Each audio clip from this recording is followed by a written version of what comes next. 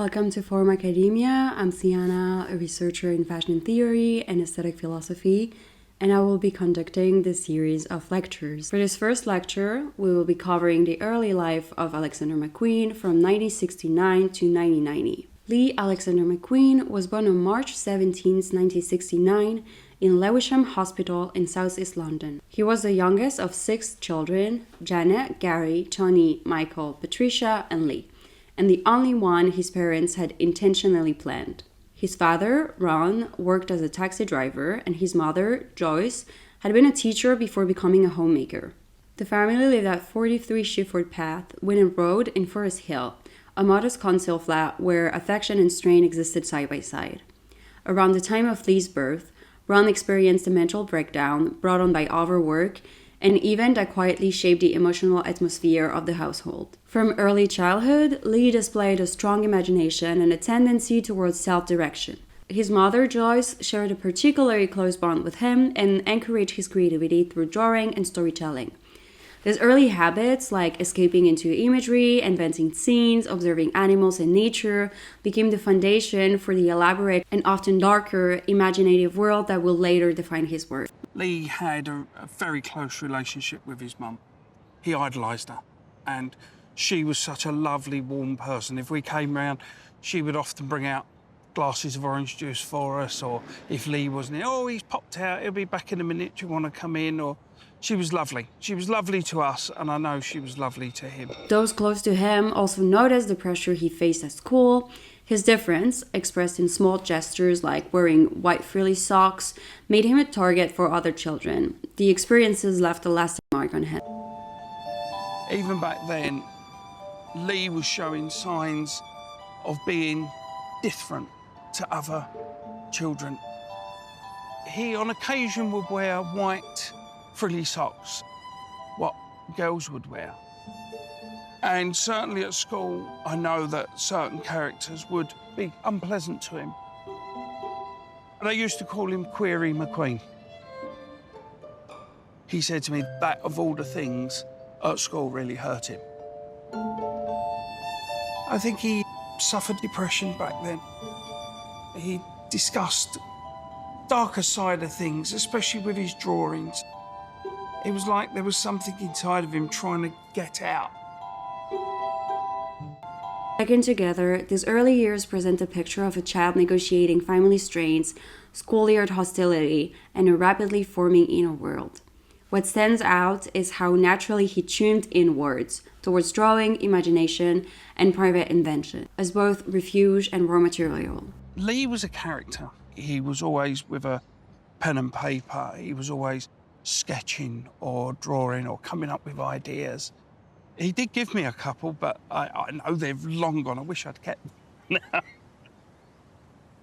Yeah, he was a very creative person. And if he got an idea, he'd become almost obsessed. And then something else would come up just before he'd finish it, and he'd go off on another project or another idea. Many of the impulses that would later define his work were already visible. An attraction to the unusual, a sensitivity to the emotion and cruelty, and a tendency to express what he could not yet articulate through images. Within the family, Lee often took the role of the caretaker. When his sister Janet, who like their father, trained as a black cab driver, worked during the night, he would babysit her sons, Paul and Gary. After Gary's father died, these visits took on a particular intensity. Lee arrived with horror films, chased the boys around the house, and invented stories about an old lady living under the bed, laughing in a way Gary later remembered as loud and almost psychotic. Alongside this, he was constantly drawing. He filled sketchbooks with cabbages, monsters, fashion figures, birds, and nude bodies, both male and female. He liked to style the children, attempting even to tame Gary's hair, which he describes as a bird's nest. Gary felt a natural affinity with him, in part because he also drew and recognized in himself what he called a darker cast of mind. As a teenager, Lee earned pocket money by working part-time in a West Ham pie and mash shop, an early connection with his working life in East End. It stood in sharp contrast to the more rarefied fashion and cultural spheres he would later move through, and it grounded him in a sense of ordinary local experience that never completely disappeared from his work. Lee attended Caroline House Primary School and later Rugby Comprehensive School in Catford. Teacher recognized that he was quick and perceptive, with a notable gift for drawing, even though he was often restless in class and not really academically inclined. The consistent thread was his fixation on drawing clothes and human figures, a focus that set him apart from most of his peers. At the end of his schooling, he encountered the career office system typical of British secondary schools at the time. When you got to the end of your school, you'd have a careers office and they'd sit you down and you'd answer a few questions. They'd say, oh, you're going to be a butcher, off you go. Lee didn't seem to have an idea of where he wanted to go. He knew where he was being pushed is sort of towards the mechanical side, towards motor vehicles and engineering, things like that. But he wasn't interested. And it was then when he'd seen the advert for the tailoring and that there was a shortage of apprentices, he sort of mentioned to me, I'm going to look into this. Then we go on to his art. Oh, he got an A. Excellent. Lee has artistic ability and always works hard. No, he was different right from the very beginning. An O-level was a British school examination, usually taken around 16, marking completion of basic secondary education in a given subject. Students with O-levels could move on to A-levels or directly into work and vocational training. For Lee, the system helped to define the narrow practical options officially presented to him, mechanical or trade-based work, against which his interest in drawing and clothing quietly pushed. In September 1985, he enrolled in an evening art class in West Ham Technical College in Stratford. He later described finding himself surrounded mainly by housewives and people passing the time, a setting that did not match his ambitions or sense of urgency.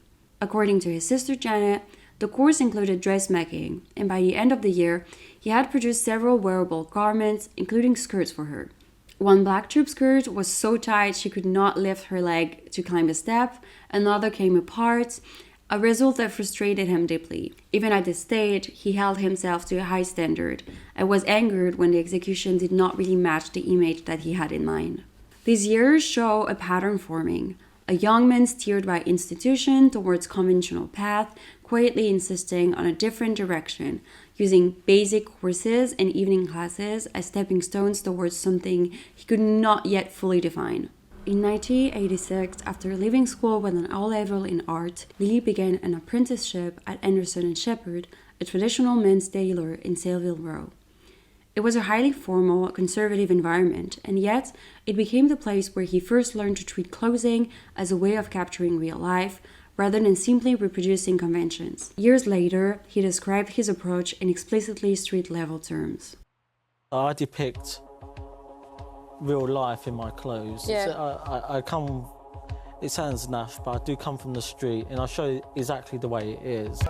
A single-breasted jacket is a single-breasted jacket. It doesn't move on. A double-breasted is a double-breasted. You know what I mean? It's like a jacket's a jacket, but I wanted to pull the lapels around the back of the necks, up the arse and everywhere else. That extra oomph. I wanted to get people, goosebumps, I wanted there to be excitement in the street. According to Andrew Wilson's Blood Beneath the Skin, the idea of applying to Savile Row came not from a long-term plan, but from a television program. One afternoon in 1986, while at home on Biggerstaff Road, Lee saw a report about how the art of tailoring was in danger of dying out. With a shortage of apprentices on the row, his mother encouraged him to consider it as a practical route into the world he had always talked about. Prompted by her, Lee took the tube to Bond Street, walked through Mayfair, and arrived at 30 Savile Row, Anderson and Sheppard's headquarters. Dressed in jeans and a baggy top and looking more than a little disheveled, he walked into the shop and spoke to John Hitchcock, then a cutter and later managing director, who noted that Lee wasn't a timid person. Standing by a long table piled with expensive tweeds, Lee said he wanted to become an apprentice. Hitchcock called down the head salesman, Norman Helsley, who interviewed him and offered him the position. The job was poorly paid, only a few £1,000s a year, roughly the cost of 3 Anderson and Sheppard suits, but the training was rigorous. Hitchcock described Lee as a blank canvas when he arrived. He was assigned to Cornelius Con O'Callaghan, a master tailor regarded as one of the Row's finest makers of coats, the tailor's term for jackets. The hours were fixed. He was expected to arrive at 8:30 a.m. sharp and work until 5 p.m. On his first day, he was given a thimble, a scrap of fabric, and a length of thread and shown how to pad. Apprentices repeated this padding stitch thousands of times until it became second nature, then gradually progressed to inside padding, canvassing, pockets, and flaps. It typically took 2 years to learn even this ostensibly simple task. Lee later remembered this period as almost Dickensian, sitting cross-legged on a bench, padding lapels, and sewing all day. The workroom upstairs felt laddish and often homophobic to him, in contrast to the more openly gay shop floor. As he was coming to terms with his sexuality between 16 and 18, he felt surrounded by heterosexual men, some of whom made daily remarks. He said he kept quiet because he had quite a big mouth and knew that answering back might escalate conflict. Hitchcock later insisted that Lee's sexuality was known but not an issue. He said that there are quite a few in the trade.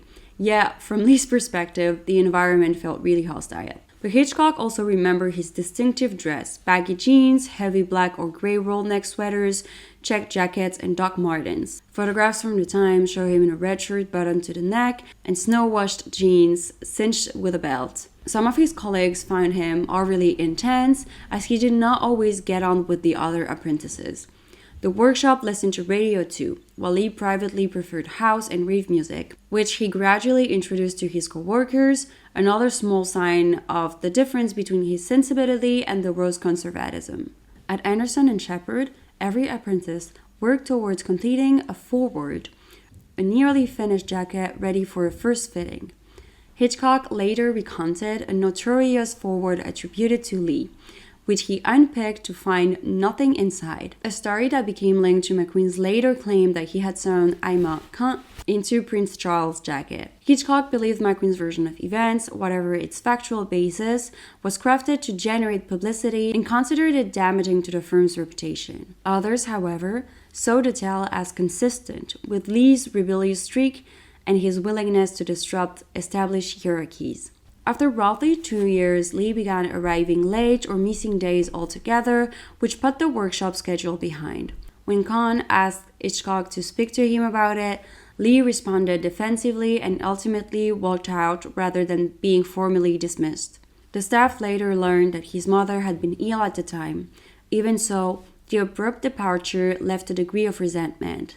When journalist Lynn Barber contacted Anderson and Sheppard in 1996, Norman Halsey claimed that nobody remembered McQueen, suggested he might have worked there only a few weeks, and cited an army of expression whose first syllable was bull. This phase on Savile Row gave McQueen a deep technical foundation, hours of repetitive training, precise standards, and strict routines, but also confirmed his sense that he wanted something more experimental than the narrow definitions of tailoring he encountered there. After leaving Anderson and Sheppard, Lee moved further along Savile Row to Gieves Hawkes. He started there as tailoring apprentice on January 11, 1988, and remained just over a year. In 1997, Robert Gieves recalled Lee's persistent curiosity about cuts. He constantly asked why a seam or dart should be placed in one position rather than another to shape the chest or the waist.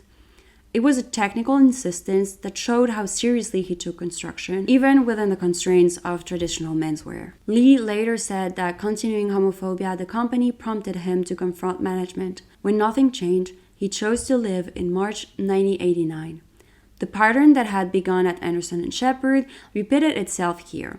He absorbed as much technical knowledge as he could, but the environment confirmed his sense that he did not quite belong on the Row as it was then configured. After Gieves Hawkes, he freelanced for theatrical costumiers Berman and Nathan's, working on large-scale productions such as Les Miserables and Miss Saigon. Andrew Groves, who later became a close collaborator, was working on props, while Lee worked on costumes.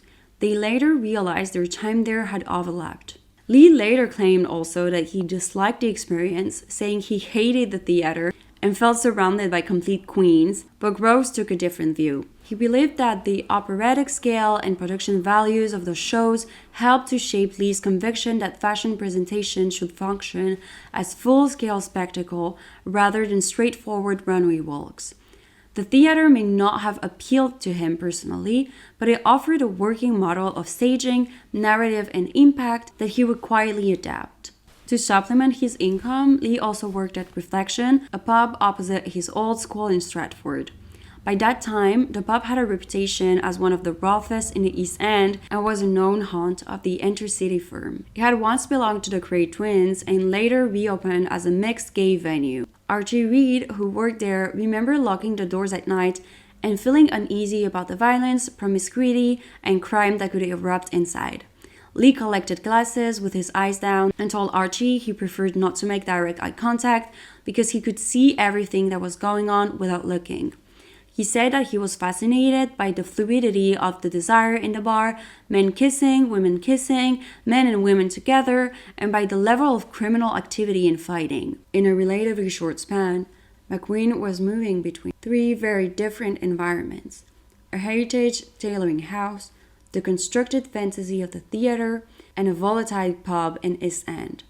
Together, they exposed him to discipline, spectacle, and the extremes of human behaviors, elements that would later reappear in altered form in his shows and collections. After reading a magazine article about Koji Tatsuno, a Tokyo-born, London-based designer, Lee decided to approach him directly. He went to Tatsuno's studio and invited and asked for a job. He arrived in tapered trousers, a leather jacket, and a piece of satin tied to his neck, later saying that he looked like a complete freak. Tatsuno's work, which at the time was backed by Yohji Yamamoto, was known for transforming flat fabric into sculptural, three-dimensional garments. He worked largely by instinct and rejected conventional flat pattern cutting in favor of spontaneous experimental construction. For someone trained on the strict geometry of Savile Row, this represented a very different way of thinking about clothing for McQueen. Tatsuno hired Lee as an intern for under a year. In the Mont Street studio in Mayfair, Lee learned to cut without a pattern, working directly on the form. Tatsuno recalled that they never discussed trends, and instead they would focus on how to push tailoring beyond its traditional limits, a line of questioning that interested both of them. His first impression of Lee was that he was a bit weird, drawn to what Tatsuno described as the dark side of beauty, an energy he recognized in himself. The time with Tatsuno allowed McQueen to combine his technical precision with a looser, more intuitive approach to form, extending the vocabulary he acquired on Savile Row into something more experimental and personally expressive. When Tatsuno's business went bankrupt in 1989, Lee needed new work. A colleague introduced him to John McKitterick, head designer at Red or Dead, the street fashion label founded by Wayne and Geraldine Hemingway. McKitterick later remembered his first impression of Lee as unassuming, slightly scruffy, and at glance not particularly interested in fashion. In the studio at Wembley, however, it became immediately clear that he could sew and cut to a very high standard, and that he was organized and punctual in his approach. Although shy and not especially involved in the London nightlife that surrounded parts of the design team, he established himself, in McKitterick's words, as a little worker bee, someone who completed his task with quiet precision.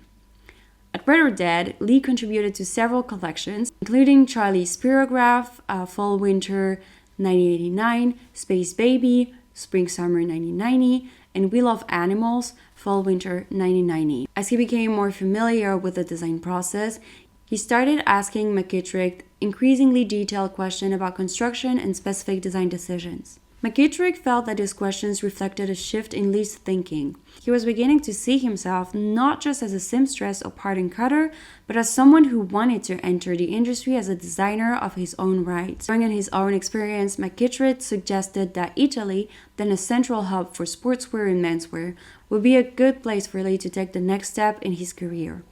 The idea appealed to him immediately. Lee wanted to leave at once, but McKitterick advised him to wait until after the fashion show had finished, and then gave him a list of editors, agencies, and designers he could contact. Liv's sister, Tracy, booked him a one-way ticket to Milan. For McKitterick, the plan was a little crazy. Lee, nearly 21, arrived there in March 1990 with a clear and specific aim to work for Romeo Gigli. He was drawn to Gigli's Romanticism, his references to Byzantine mosaics and medieval reliefs, and the emotional intensity of his presentation. This moment marks a transition from local, street-oriented British fashion into a more overtly romantic and international sphere.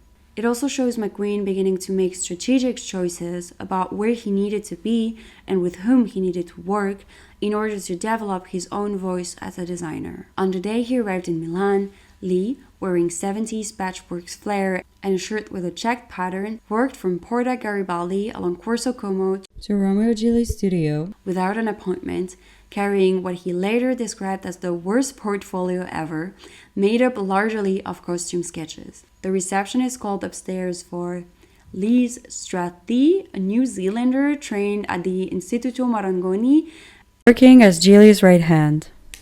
She was struck less by the drawings themselves than by the unusual mix of work experience, in the sense that he wanted to escape London and try his luck in Milan. Because Gigli was meeting with Carlotta Zanni at the time, he could not be disturbed, so Lee took Lee's detailed and watched him leave quite disappointed. Moments later, she noticed that Romeo had finished his meeting. When she mentioned the young man with Savile Row experience, Gigli agreed to see him. Lee ran toward the metro and caught Lee as he was just ascending the steps. He later recalled her running after me like a mad woman, saying Romeo wanted to see me. She remembered his expression changing immediately. His face lit up and he became warm, happy, and talkative.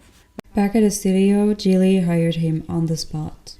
The salary was small, around 1.2 million lire a month, but Lee was elated. He telephoned John McKitterick, who was astonished but pleased by how quickly he had secured the position. Lee would split his time between Zamasport in Novara and Gigli's studio, an airy, whitewashed loft in Corso Como above an auto body shop, where he initially worked on clothes for Galligan, another label designed by Gigli. One of his first tasks was to replicate a pleat on a shirt worn by a young gypsy woman in a photograph by Magnum photographer Joseph Kudelka.